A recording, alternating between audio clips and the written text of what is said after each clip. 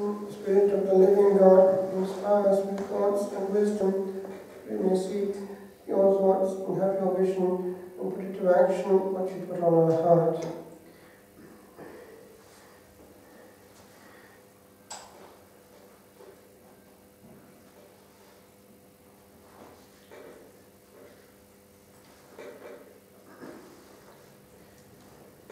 In the book of Genesis, we have these famous words. Then the Lord God said to the snake, because you have done this, accursed be you of all animals, wild and tame. On your belly you will go, and on dust you will feed, as long as you live. I shall put enmity between you and the woman, and between your offspring and hers. It will bruise your head, and you will strike its heat.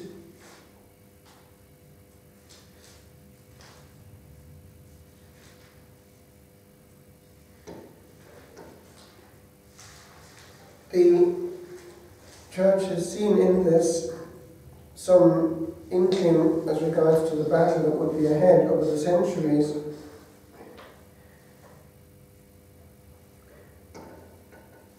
I mentioned this morning how we are engaged in a combat, and we as priests are on the front line, and we need to be aware of it. The demon never sleeps, and this profound hatred that he has for souls is something that we have to be very much conscious of, because he will do anything for an immortal soul. And he has particular hatred for the most brilliant of them, our Blessed Lady and our Queen, because of this envy which is his. She has taken his place as the most brilliant of creatures. He was, remember, the most brilliant of angels. Now, in the history of the Church, we see this battle outworking itself already in the early Church, and there's something of that coming through in the last book of the Bible, the Apocalypse, where this woman reappears, and there is this battle going on. The desert gives refuge. That's interesting, because there is this element of the development of the monastic world in the desert, which flowers with grace and carries on even after the cessation of persecution. What is then referred to as the white martyrdom of the monastic life, which we find again in this cloister. What happens then? We have the testimony of all those who are involved in mission work, from the Acts of the Apostles to our own times, the interwoven activity of God and man, miracles notably. When the gospel reaches a country for the first time, things start to happen.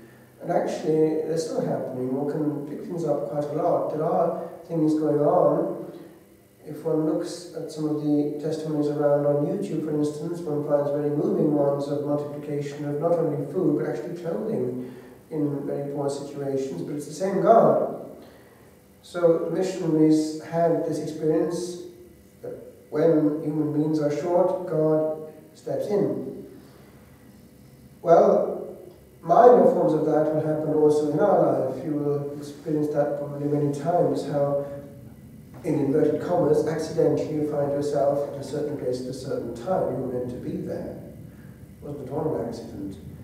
And the interwoven activity of God and man is very much part of our priestly life, especially if we are involved in a certain amount of active ministry, because this desire on the part of God and his angels to counterbalance the enmity of the other forces is huge. And therefore we're bound to be involved, and we will be moved, rather like Philip, transported here and there and put somewhere. So we have to be very much aware that nothing happens by chance in our life.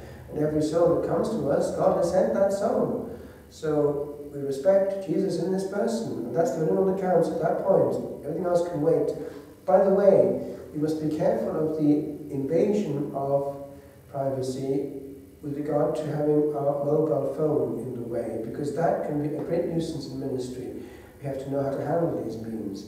When the soul is before us, it's very discourteous to answer someone else who's not actually there, but in our pocket, when we're talking to somebody. So just be aware that people pick that up straight away if they find that they're less important than themselves.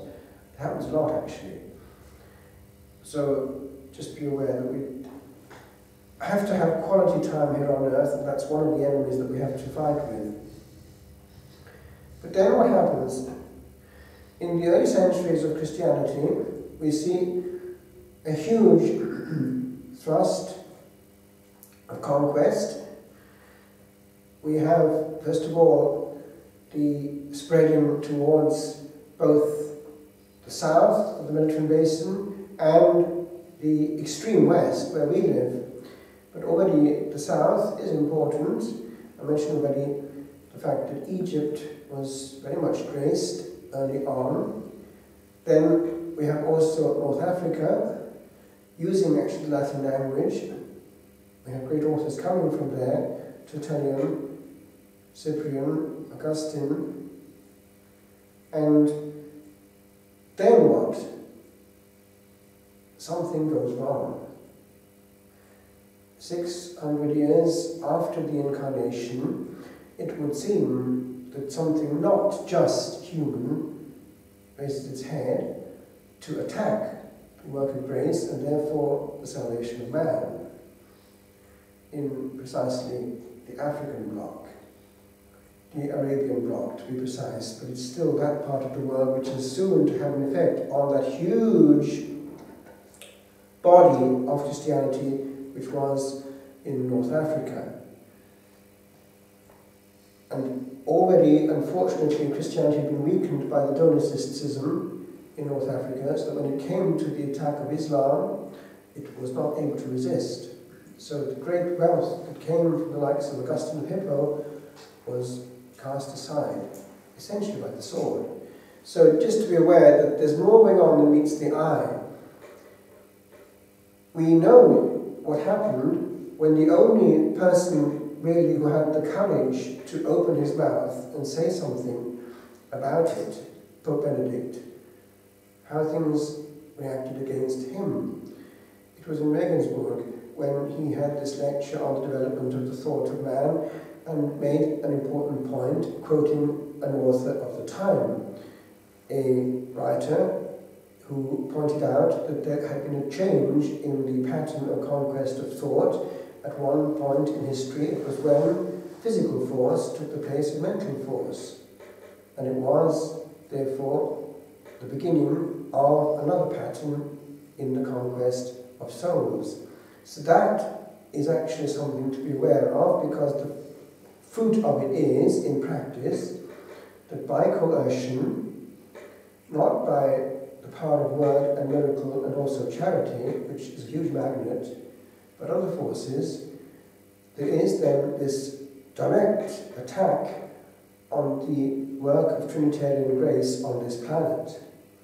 Recently, the Vatican has admitted that we have just tipped the balance numerically, that Muslims have overtaken us. That's frightening.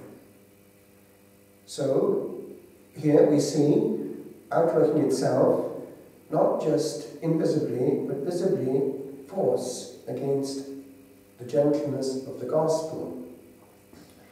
Parallel to that, we have something else happening actually before our eyes, quite separate, nothing to do with it, apparently, and yet is it?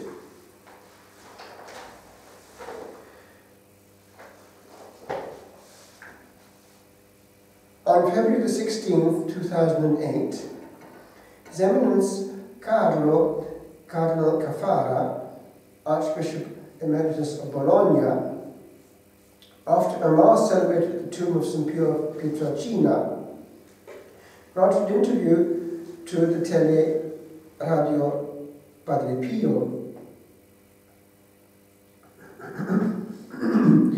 His Eminence, who was given the job of establishing the Pontifical Institute of Studies on Marriage and the Family, had this to say: and asked about a prophecy by Sister Lucia dos Santos of Fatima about the family.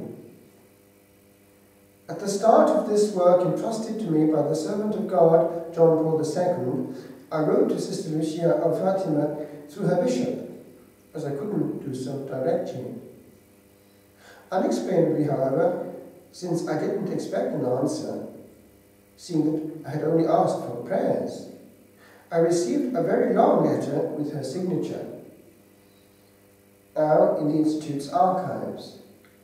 In it we find written, "The final battle between the Lord and the reign of Satan will be about marriage and family. Don't be afraid," she added, "because anyone who operates for the sanctity of marriage and the family will always be contended and opposed in every way, because this is the decisive issue." And then she concluded, "However, Our Lady has already crushed its head."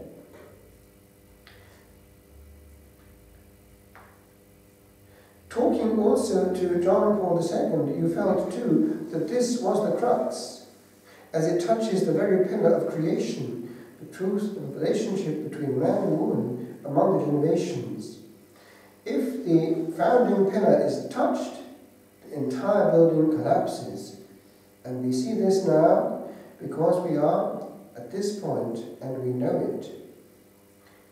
And I am moved when I read the best biographies of Padre Pio on how this man was so attentive to the sanctity of marriage and the sanctity of the spouses, even with justifiable rigour on occasion. It is interesting to note how in Ireland, one of the most Catholic countries in the world, there was this massively and very cleverly orchestrated campaign using the most modern means possible, coming out of nowhere, pushed by strange forces to get gay marriage through. It means that the means that we have in our pocket, the means of communication, the means that come to every home now, are the pulpit of other forces quite often. The message heard and bombarded is the one believed, if it's sufficiently bombarded.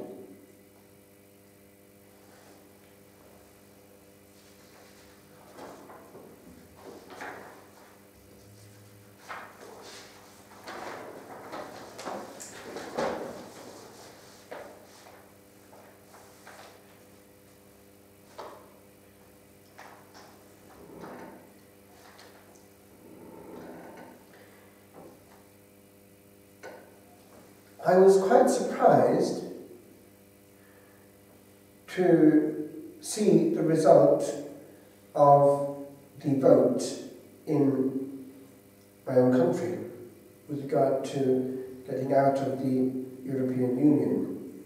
People were not expecting it, and it would seem that one factor which did militate strongly was the fear of being told what to do and losing the sovereignty of Britain, and therefore having to take on more, yet more, from other nations with all that that might entail. Now, this bit of internal conversation was picked up. The Prime Minister said something. I don't know how many people are actually aware of it. David Cameron, when talking to other politicians, said this in all clarity. It echoes strangely the words of Winston Churchill, around about the 50s. He's saying this with regard to, on a neutral level, what we face, calmly, objectively, with no aggression or over-the-top violence, observation of facts as they are, as did Churchill. For too long, he says, we've been so frightened of causing offence that we haven't looked hard enough at what is going on in our communities. This passive tolerance has turned us into a less integrated country. It's put our children in danger. It's unforgivable. He goes on. The shadow of extremism is hanging over every single one of us. And the fight to defeat it is a fight for our own existence. Now, this has just been pronounced after what happened in Paris. When I read what some young people born and brought up in this country are doing, it makes me feel sick. Girls, not much older than my eldest daughter, swapping loving family homes and straight-A futures for a life of servitude under ISIS in a land of violence and oppression. Boys who could do anything they wanted in Britain, who have benefited from all this country stands for, instead ending up in the desert wielding a knife. This ideology, and he says it quite clearly, this diseased view of the world has become an epidemic, infecting minds, from the mosques of Mogadishu to the bedrooms of Birmingham, where they're massively Muslim in areas. The middle of Britain, the second largest city in Britain, therefore the heart of Britain, mosques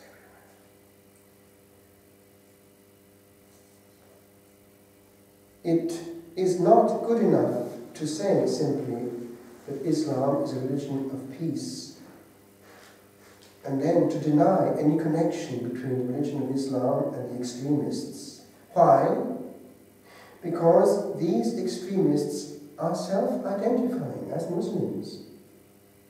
From Tunisia to the streets of Paris, these murderers all spout the same twisted narrative that claims to be based on a particular faith. So, to deny that is to disempower the critical, reforming voices that want to challenge the scriptural basis of which extremists claim to be acting. We cannot stand neutral in this battle of ideas. Now, is it just a battle of ideas?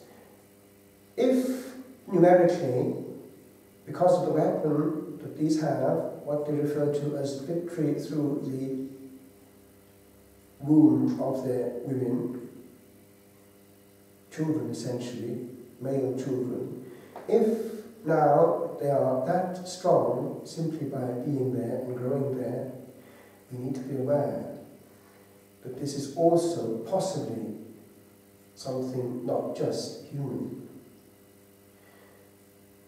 If now, as Christians are starting to examine this whole thing, one goes to the origin, again calmly, coolly, serenely, if one compares the origin of our faith, where heaven prepares the way through generations of divinely orientated pedagogy in the Old Testament up to the Incarnation, where the Archangel Gabriel makes the first move, with the equivalent in the 6th century, where this same Archangel Gabriel apparently comes on the scene with a very different message.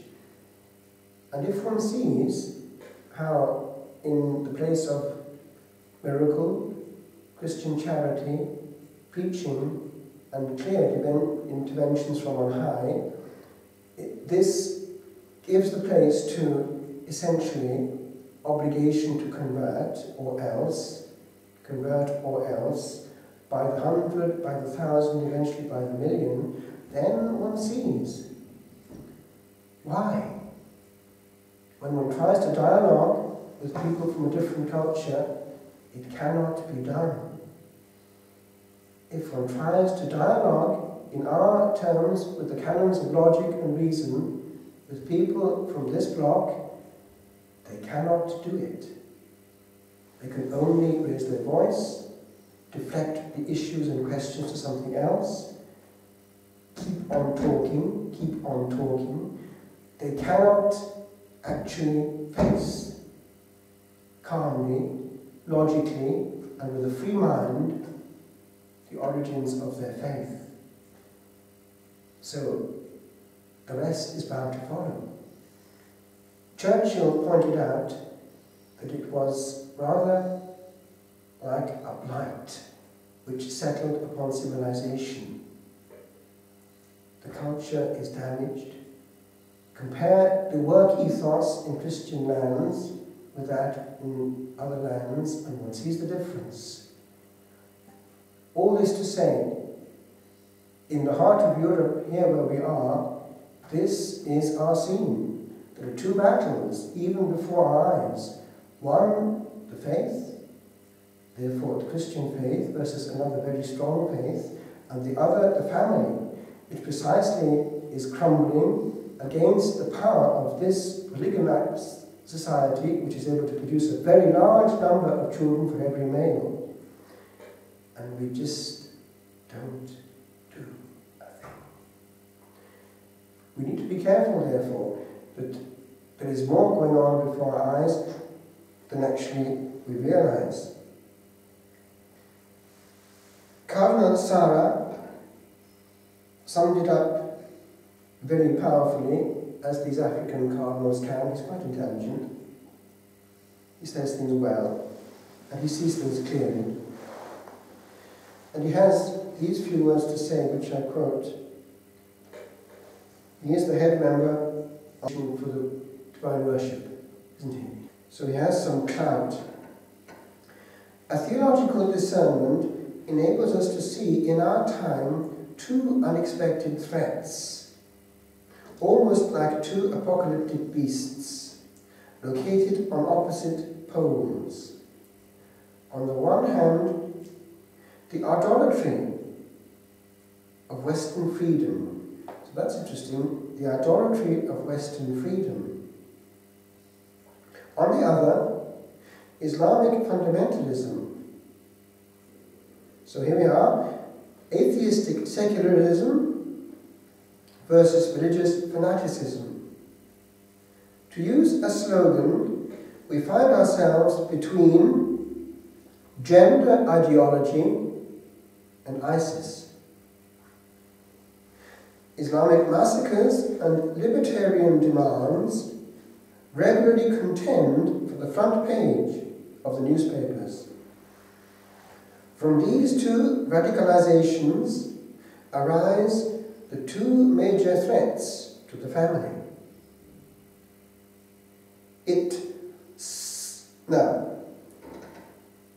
Its subjectivist disintegration in the secularized West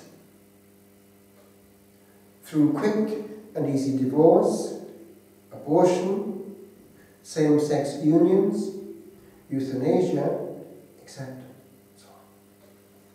On the other hand, the pseudo-family of ideologized Islam, which legitimizes polygamy, female subservience, sexual slavery, child marriage, etc. And here we have a reference to Al-Qaeda, ISIS, Boko Haram, and so on. Several clues enable us to intuit, now this is powerful wording, several clues enable us to intuit the same demonic origin of these two movements. And this is the head of one of the most important congregations in the church speaking. Unlike the Spirit of Truth, with capital letters, that promotes communion in the distinction, perichoresis, that's the life of the Trinity, the circumcision, these encourage confusion, homogamy, or subordination, polygamy. Furthermore, they demand a universal and totalitarian rule, are violently intolerant, and by the way, that applies just as much to anything which combats correctness in speaking about homosexuality and all that goes with it. Intolerant. Furthermore, they demand a universal and totalitarian rule, are violently intolerant, destroyers of families, society, and the church, and are openly Christianophobic. Now that's an interesting word, isn't it? Because the only ones who are not tolerated now in the media actually are Christians. We are not contending against creatures of flesh and blood, he says, quoting St. Paul. We need to be inclusive and welcoming to all that is human. But what comes, he says, from the enemy cannot and must not be assimilated. You cannot join Christ and Belial. What Nazi fascism and communism were in the 20th century, Western homosexual and abortion ideologies and Islamic fanaticism are today. He says it en toutes lettres.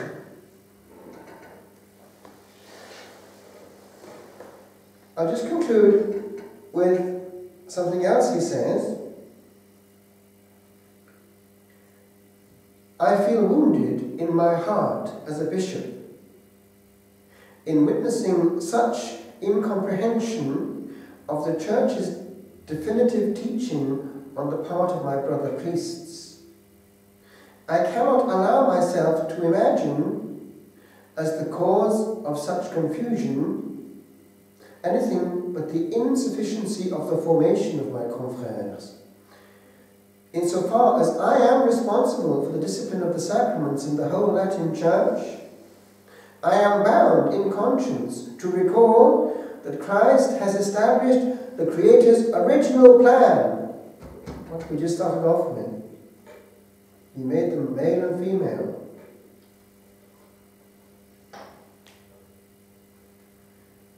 Of a monogamous, indissoluble marriage ordered to the good of the spouses as also to the generation and education of children. He has also elevated marriage between baptized persons to the rank of a sacrament, signifying God's covenant with his people, just as in the Eucharist. In spite of this, he goes on to another case here, there also exists a marriage the Church calls legitimate. That's when we have one spouse who's not baptized with this dispensation for disparity of cult, because the theologians say that that is not actually fully sacramental, but it's awaiting. Should that one be baptized later, it has a retroeffective effect on the thing, it becomes sacramental even though there's no new celebration. So that's the case referred to here. In spite of this, there also exists a marriage legitimate. The sacred dimension of this natural, in inverted commas, dimension makes it an element awaiting the sacrament, on the condition that it respect heterosexuality and the parity of the two spouses when it comes to their specific rights and duties, and that the consent not exclude monogamy, indissolubility, permanence, and openness to life. Conversely, he says, the Church stigmatizes the deformations introduced into human love: homosexuality, polygamy, chauvinism, free love, divorce, contraception, etc. In any case, it never condemns persons, but it does not leave them in their sin. Like its master, he says, it has the courage and the charity to say to them, go, and from now on, sin no more, because that was the last word there with regard to the lady caught in adultery. The Church does not only welcome with mercy, respect, and delicacy, it firmly invites to conversion. As its follower, I promote mercy for sinners, which all of us are, but also firmness towards sins, incompatible with the love for God that is professed with sacramental communion. What is this? if not the imitation of the attitude of the Son of God, who addresses the adulterous woman, neither do I condemn you.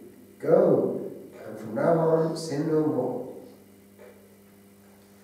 So I conclude with that, but it's kind of important to see things as they are on the level of the planet, and to be aware that we as priests are trying our best in frontline combat with souls who are wounded, bandaged and confused. And we don't help if we don't give them what they actually secretly want. One will pick that up. They hurt, but they want to be hurt actually when it comes to saying what is the truth. This brings one little story. It happened in England a long time ago now, but it's true. It was at the height of the change to Protestantism, when the parish churches were still there, but what was going on inside them was changing. And it was therefore the first generation of those who were confused. And there would be old ladies brought up with the faith of the centuries in what is still called Our Lady's Dowry, England. This good lady had good faith, but she was confused because she was hearing in church things which didn't seem right. So she went on foot to Cambridge to consult a well-known theologian who was a priest, and she wanted to get the truth. She went and cornered him and got him to answer her question. Reverend Father, I know you're a man of God. I know you have all kinds of knowledge about the faith in your head. I would like to ask you one simple question, but I would ask it to you on your soul. And the question was this: what is the church in which I must live? The church in which I was brought up, or the church of the King? Or of the Queen, whatever it was, depends on which reign it was under. And he didn't dismiss her because of that one word which rang home: on your soul. He knew the importance of it. He was being conjured. And so he answered her. And this was his answer.